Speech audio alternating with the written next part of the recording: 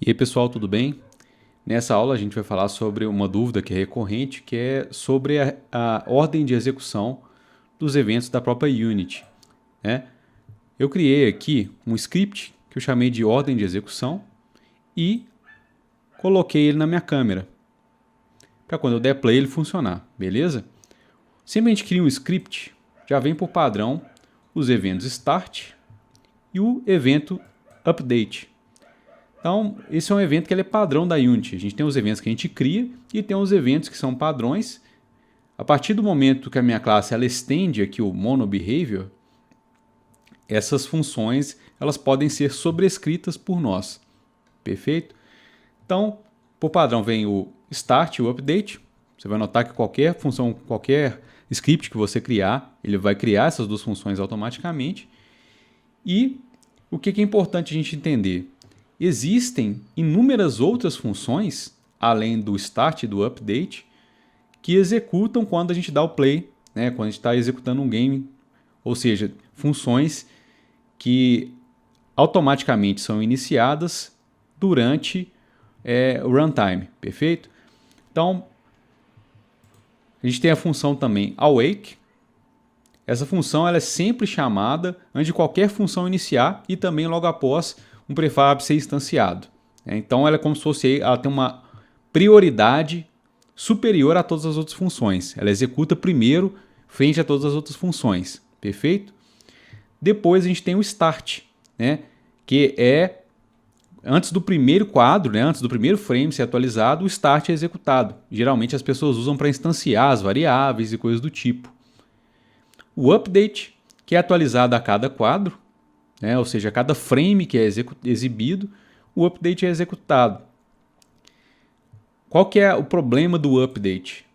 Porque dependendo do hardware que você está rodando e dependendo da quantidade de informações, de bits que tem no seu jogo, a taxa de quadros varia. Então, eu estou aqui, por exemplo, quando a gente vem aqui na aba Game e coloca o Stats, né? Clica aqui no botão Stats, ele me fala qual que é a quantidade de frames média que está rodando nesse jogo. Então aqui a gente tem 751.4 frames por segundo, né?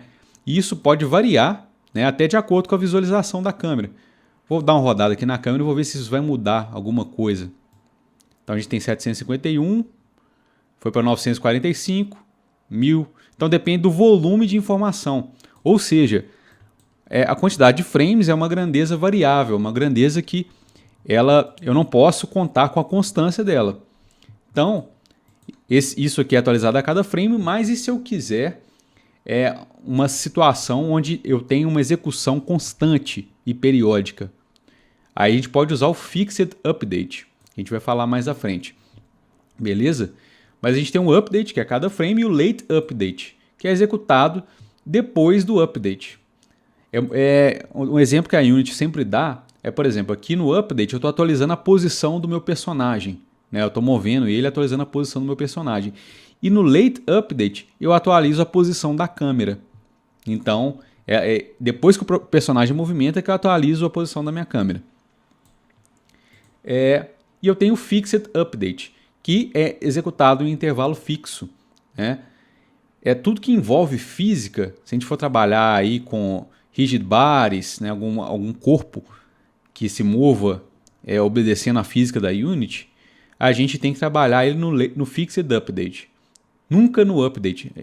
Principalmente quando a gente trabalha em aplicações de realidade virtual, às vezes tem alguns movimentos de pegar objetos e tal, que dá muito problema quando eu coloco no Update. Quando eu venho para o Fixed Update, não dá esse problema, até porque ele obedece o timing da física, né? Eventualmente, ele executa mais rapidamente do que o update, às vezes não. Depende assim, também da taxa de quadros. Nesse caso aqui, por exemplo, a gente está com a taxa de quadros muito, muito alta. Então, muito provavelmente, o update vai executar com mais velocidade do que o Fixed Update. Mas o importante aqui não é nem a velocidade, a quantidade de vezes que ele é executado. O que é importante é que ele é executado em um intervalo fixo, ou seja, eu tenho mais controle. Ele dispensa, a gente já viu e vai continuar vendo várias vezes aí para frente, o comando time, .delta time, que ele serve para poder colocar no update uma certa constância de tempo. Quando eu estou trabalhando no fixed update, eu não preciso usar o time.delta time para poder fazer essa regulação, visto que ele já é regulado, né? Ele já tem um tempo de execução constante. E a gente tem o onDestroy, que é quando eu finalizo aí minha aplicação. E aí o que eu fiz aqui, para poder facilitar, para a gente entender quantas vezes cada um deles é executado. Eu coloquei uma variável para cada um deles, né? Aqui eu coloquei um debug.log para poder ele me avisar quando o awake executou, quando o start executou, quando o update executou. E a cada execução ele vai somar 1. Né? E esse mais aqui, para quem não sabe, ele soma 1 a variável. Perfeito? E aí na hora que eu der play, ele vai me relatar o que foi executado e a quantidade de vezes que foi executado. Beleza? Então, essa página aqui está no script, né? Eu coloquei aqui em cima, porque ela é fundamental para esse entendimento. Aqui, ó, vou dar um play. Aí ele já começou a me mandar as mensagens. Olha. Vou dar um pause aqui para a gente ler. Então, o awake executou uma vez só, ou seja, só na hora que eu dei o start aqui na aplicação. O start, né, antes do primeiro frame, executou uma vez só também. Né? O fixed update, ele executou 239 vezes. E o update e o late update 261 vezes.